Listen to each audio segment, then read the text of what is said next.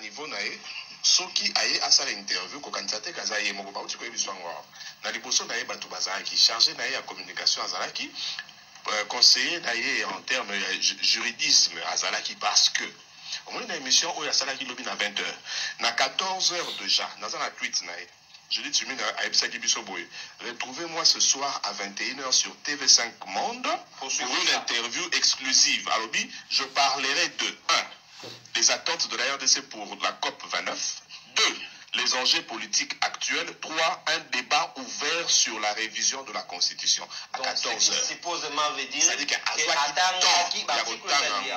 mais c'est quoi Yoka Likama? Place Bino Bozo Yebatezani. Attendez article 89. Il y a révision constitutionnelle. Or, il y a ça, Premier ministre Amboganine. Il y a RDC. Article 89, il y a révision constitutionnelle où il y a Tangiza et France. L'article 89 de la révision constitutionnelle de la 5e République organise la révision de la Constitution. Il y a France. Donc, on est plus expatriés. Ça dit que, attendez, article 89, il y a France.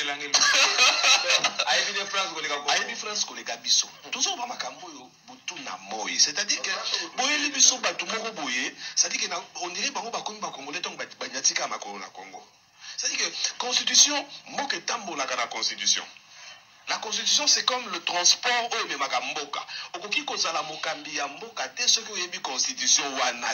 impossible. Alors tu peux sa faute na chargé de conseiller juridique na mais tu peux sa payer mon faute pour depuis moi solo moi Kinshasa ayeba ki ke na ke France ko lobela makamba constitution ndenge ni notangi yango te. Ça veut dire que na lisanga na bango nde bazala kana nde batambola non lelo to comprendre que bazala na constitution Congo te. Batanga la constitution mboka misusu. Donc bon je vais parler de la constitution. Qui a la constitution ici? Ba pese mukanda mo ma constitution ba bozani ko yebise que la constitution en France. Azui article 89 de la Constitution en France, où ils ont levé la révision constitutionnelle. Oui, mais ça nous étonne, frère. Est-ce que les lots n'a qui s'assawa, les lots n'a Congo, parmi Bisso Congolais, non, n'a pas tout Libanda. Est-ce qu'on peut parler même de cette révision aujourd'hui? Dans Pesayo, article 219 de la Constitution, il y a Mboka Nabiso. Aucune révision ne peut intervenir pendant l'état de guerre, l'état d'urgence ou l'état de siège. Est-ce qu'aujourd'hui on pouvait même débattre, Maître Jean-Pierre, on pouvait même débattre sur prétendue révision de la Constitution pendant que nous sommes en état de siège, pendant que notre pays est en guerre, pendant que nous sommes en état d'urgence? Est-ce qu'on peut même avoir nos plateaux? Est-ce que maman première ministre a qu'on se déplacer à Kenamboga Bapaya, qu'on peut aller sur la Constitution? Parce que déjà quand elle parle de la Constitution, c'est qu'elle a violé la Constitution. Dans son article 219. Elle ne peut même pas parler de la Constitution. Orchestré et voulu par les dirigeants. Toujours qu'à moitié. C'est-à-dire que dans ce campagne, il y a eu de PES. Tant que vous avez la révision de la Constitution, vous allez brandir l'article 217. Pour moi, vous avez la Constitution. Vous allez brandir l'article 217. La campagne n'a pas commis révision constitutionnelle à cause de l'article 217. Mais nous avons l'article 219 et 220. Ça dit qu'on est où? Le président devant Christian Lusako n'a lobby boy. Il est d'avis pour une révision de la Constitution. Or, est-ce que en 2011, Kabila a révisé la Constitution. L'élection est passée de 2 tours à 1 tour. Est-ce que ça va marquer le IDP sans cette exception? C'est que Bango n'a pas de révision, parce que si tu veux réviser la Constitution sans toucher les articles régaliens, tu n'as pas besoin de nous faire du bruit. Toute révision, d'abord révision constitutionnelle, c'est un référendum. Il y a un c'est-à-dire que c'est un référendum, ceux qui veulent toucher l'article régalien. Ceux qui veulent toucher l'article verrouillé, les gars, un référendum. Et là, comme c'est un référendum, ceux qui ont carrément changé la Constitution. Mais tout le monde a maître Jean-Pierre, expliquez l'article 219. Ils ont péqué ça, ils ont révisé la Constitution en temps de guerre. Ça veut dire que ndenge bozo linga to réviser constitution lelo. C'est que bozo yebisa biso que copie ya Rwanda ezaka nango guerre te za copie na bino. ezala na nkulu Ndenge bozo yebisa biso que nanga eza nango rébellion te za copie na bino. Ndenge bozo yebisa biso que ba gouvernement militaire nyonso botiela biso kuna na est wana boye. Ezaka nango ba makambo ya guerre te que agression que nini boye eza copie na bino. Yango non. Dans un pays, tu dois faire face à biloko mi balé RDC. Et là, quand tu dois faire face, ça dit que tous les gâteaux de mon pays n'a besoin de gouffre et zanango. Tout comme ça, na côté de la nation moroboye, ou est normal. Et là, quand tu bosses. Apparemment, on a des mauvaises. Ça dit que on a, il y a mon asso. Bandeko, mbote na banyo so to la nangai de partout bosali nzambe pambola bino. Ndeko makambo nyonso bozoyo kaka o ba guerre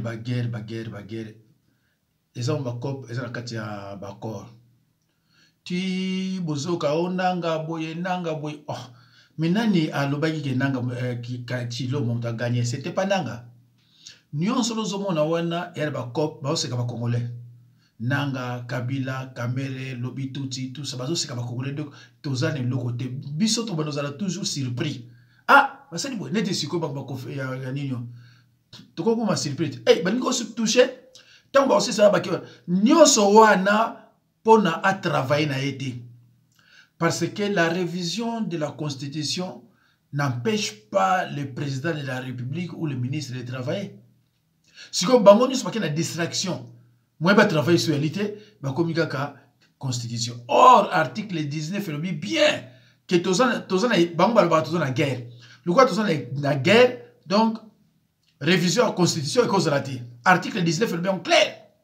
Na vidéo na sali ya 1608 na lobby yango pe na lobby tout. Mais bandeko Chilombo ne travaille pas pour les Congolais. Chilombo a déjà à travailler pour les bananes. Donc tant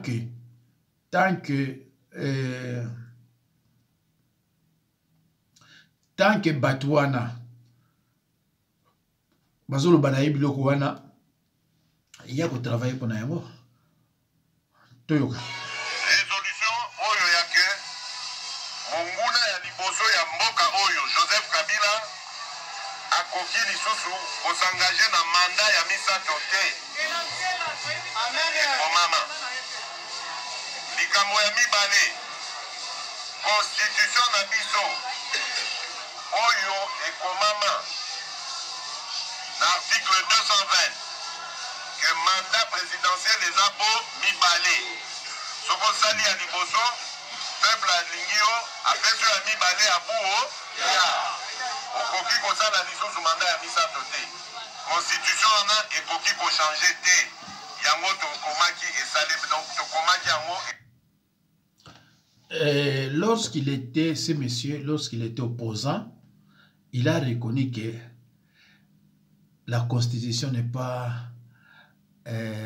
mauvaise.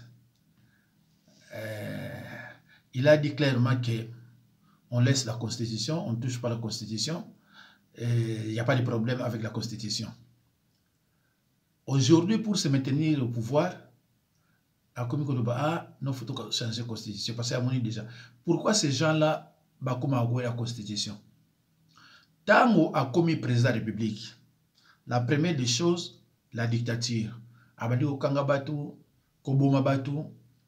Tango akomona siko mandé ngosi la bi na bomaki, na kangaki. Cette fois-ci, bakozong silanga ba retour. Tikala wela constitution. C'est ça. Parce que na plan ya ba lobby touti. Ezali ke yete ngo kolika na 3e mandat. Mbala moko ba confirmer balkanisation. Parce que balkanisation et c'est salamas. Et trilika ba confirmer ngo légalement. Et sili. Ba nanga ba zudja ba kote kuna. Tinanga sala kamino ba brouillon nazo koma se komi a komate. A koma atira pe komate. Donc nanga Chilombo, Kabila, lobby touti, Kamere, Elezer, Batumoko. Mais ngana yebisi no constitution na ba changer. Parce que ba mindele bazo bané obligé. Lobby on est obligé, il faut ça le troisième mandat. On a obligé au changer en donc comme ça exacté.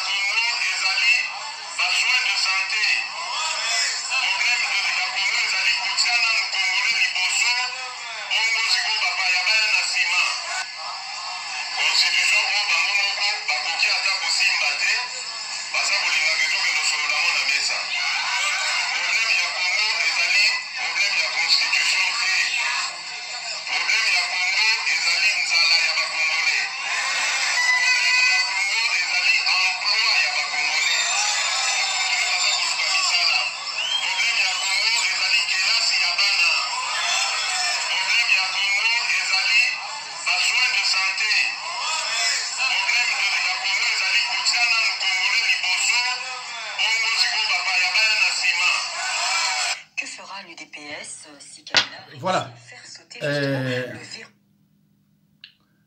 Tout ça, vraiment, ils se sont battus.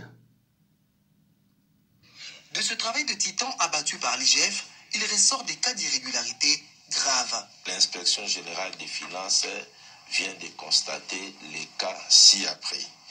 Nous avons 145 604 agents et fonctionnaires de l'État qui sont dans les fichiers de la paie avec des numéros matricules fantaisistes. Deuxièmement, nous avions constaté les cas de 53 328 agents et fonctionnaires qui disposent de plus de 2 numéros matricules dans les fichiers. Nous avions également constaté les cas de 93 356 agents et fonctionnaires de l'État qui partagent les mêmes numéros matricules avec d'autres agents de l'État. Nous avons également constaté les cas de 931 agents et cadres, particulièrement du ministère du Budget, qui étaient payés sur plus d'une liste. C'est-à-dire ce sont des gens qui se sont arrangés pour se faire payer sur plusieurs ministères au même moment. Et enfin, nous avions découvert 43 725 agents de l'État qui sont payés sur la liste des CECOP et des forces armées de la République démocratique du Congo sans que ces agents aient été déclarés ou reconnus par leur service d'origine. C'est donc une nouvelle boîte à Pandore que vient d'ouvrir l'inspecteur général chef de service Jules Alinguete. Suite à ces fraudes massives, le Trésor public accuse tous les mois un manque à gagner d'environ plus de 148 milliards de francs congolais. Pour l'IGF, ces cas d'irrégularité seront désactivés en toute urgence et les fraudeurs mis à la disposition de la justice. Mais comment? Les fraudeurs sont de Balouba. On va les mettre à la disposition de la justice. Et les juges sont de Balouba. Devinez la suite. Il n'y aura rien. Et l'homme est salmezate. C'est la fraude, Namboka Oyabino. Zamawa. Honorable Président de l'Assemblée nationale, honorable membre du bureau, honorables députés nationaux, chers collègues, Monsieur le ministre d'État et ministre des ITPR, les habitants du territoire de Luozi, Songololo et Mbanzangungu me chargent de vous poser une seule question. Et je la pose en Kikongo. Tata ministre Kibikondolo, j'ai traduit, Monsieur le ministre d'État, qu'est-ce qui manque? Qu'est-ce qui manque pour remplacer le bac géré par l'Office des routes, qui est dans un état de délabrement avancé et qui risque de connaître un naufrage à chacune de ses traversées? Qu'est-ce qui manque, Monsieur le ministre d'État, pour qu'on puisse réhabiliter les tronçons routiers, compris entre les territoires de Mbanzangungu qui passent par Mpioka jusqu'à la frontière de Balari. Qu'est-ce qui manque, monsieur le ministre d'État, ministre des ITPR, pour réhabiliter les tronçons routiers qui relient les territoires, la cité de Luozi jusqu'au secteur de Sekebanza?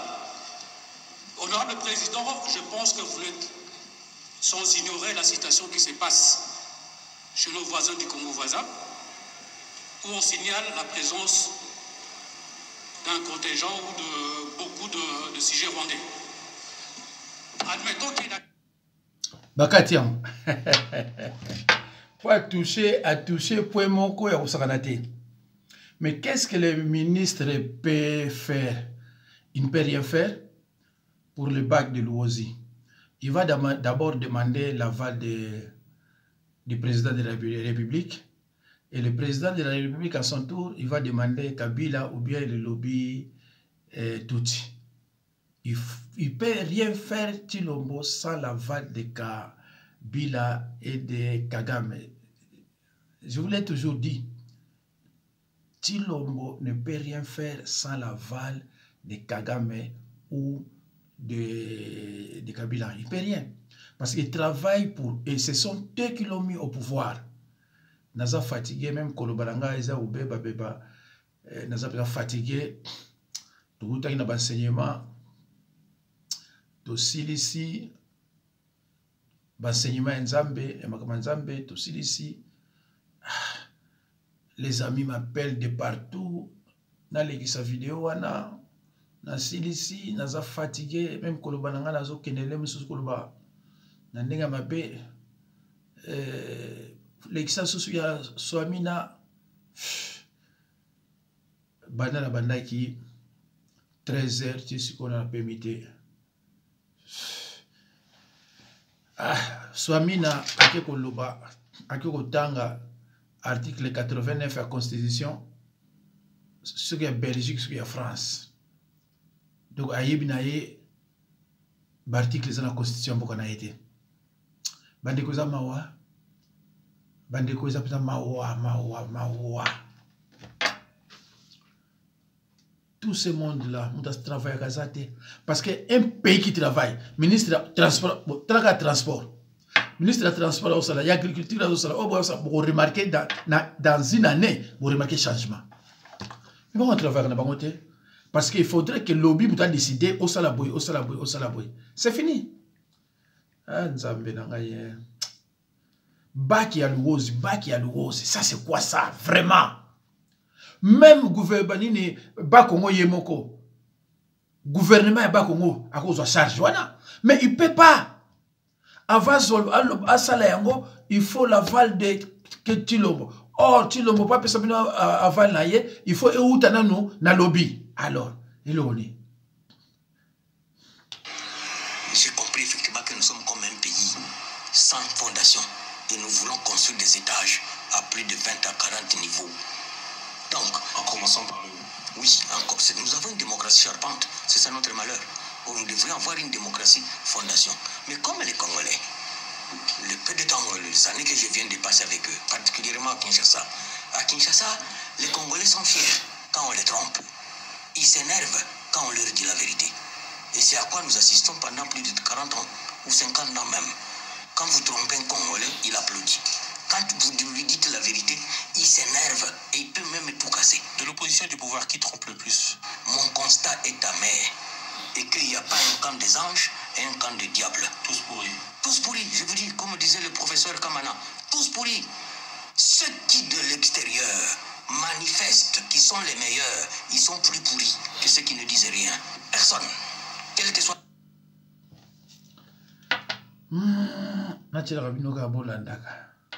Donc, ça ne sert à rien de vous battre pour des morceaux de terre, alors que c'est l'East African Communauté qui deviendra notre pays, en fait. Donc, chers compatriotes, veuillez vraiment continuer à suivre la voie de la raison. Alobina Binoko, ce n'est pas la peine de vous battre pour des morceaux de terre. L'Est, c'est le morceau de terre. Qu'est-ce que vous ne comprenez pas? Déjà. Donc, ce n'est pas la peine de vous battre pour des morceaux de cigarettes, des morceaux de sucre. Hein? faut pas vous battre pour des morceaux de sucre. Sucre, vous avez un morceau. Alors, il ne faut pas vous battre pour des morceaux de terre. Donc, on a besoin d'un morceau. Et un morceau de sucre. Nzambe na ngai mboke se kenda mawa tala ki sasa salité ya marque wana hein Nazaka Soumouloubati depuis 2018. Moi je suis déçu de la personne Mouloubati. Naboye ki Moulouba depuis 2018 parce que le monsieur n'avait pas gagné les élections. Ce monsieur, il est très incompétent total. Mon bali incompétent. Mon Félix Chilombote. Mon bali moko Jigolo Azaki na potowa. Kola la basi par-ci par-là. Article pour diriger à Tabana nemi balete. Babotawa. Article pour diriger à Tabana te. Article pour diriger à Tanda Punete. Comment ce monsieur devrait être devenir président de la République? Naboya bafani yaya na biso ozaki na maison chilombo mimboka na bikala tout vitoenu quand nous contacter Capituto ngai na yebisa famille na boko zala dessus Félix c'était il est très imbololé mukolo moko te Félix a ko diriger mboko bozela na pesa famille na ngatan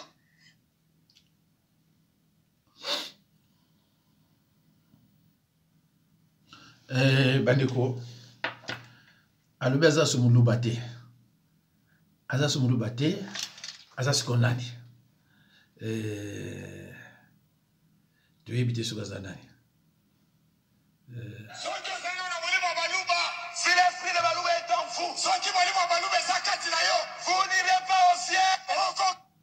Vous avez encore l'esprit de Balouba. Si l'esprit de Balouba est en vous, ceux qui vont dire Balouba Zakatinayo, vous n'irez pas au ciel. Vous avez encore l'esprit de Balouba. Si l'esprit de Balouba est en vous, ceux qui vont dire Balouba Zakatinayo, vous n'irez pas au ciel. Kisasa Mobima, Indonet.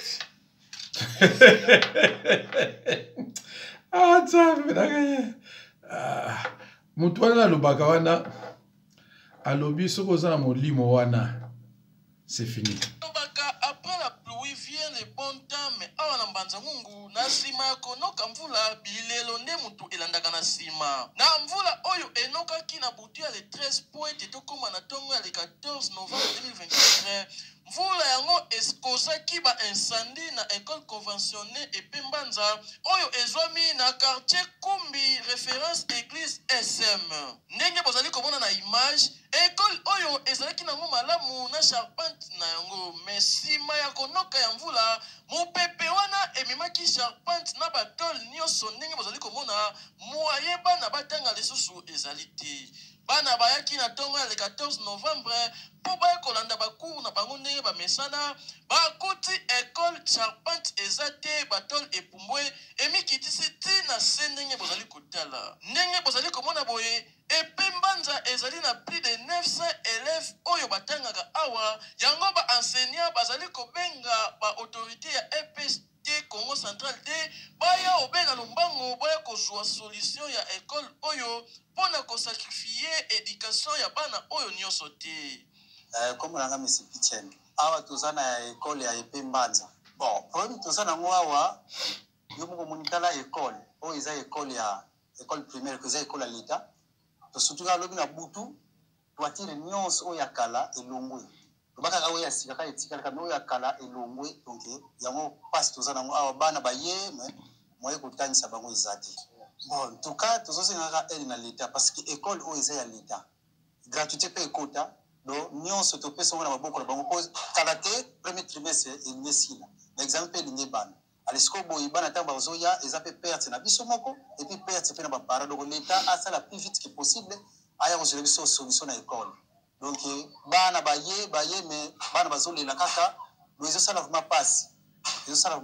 vraiment l'État vraiment solution nombre bana nde toza na 930 élèves na école 930 élèves ya lotalaka bana mpe soki bazotanga te ekosala pasi mpona biso même biso moko bansena toza baparent bana mpe ya biso moko batanga peteka awa donc tosenga lisulu na l'État asala nyonso eza école na ye nde fo asala nyonso ye l'État nsima ya koloba ya enseignant ya epembanza mpona makambo etali école na bango président ya comité des parents mpe azalaki maloba te mpona kosenga na bakonzi baluka solution ya lombango mpona kosunga éducation ya bana oyo plus de 900 élèves oyo batangaka na epembanza baboyi bakata ane mpona esika ya kotangela ezali lisusu te. Kongo swali bon naza président ya copa na epembanza bon état président ya copa baparents bozala paniqué te école eza l'état kosala effort de façon ke bana biso bazonga la classe. esalaki mawa komona ete bana baye po ete batanga me na surprise na bango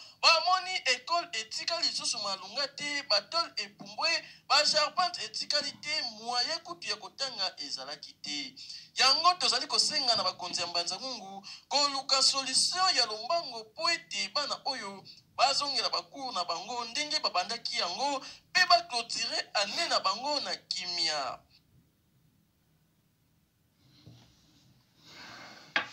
Na RDC nyonso eza mabe na RDC nyonso eza mabe mama mingi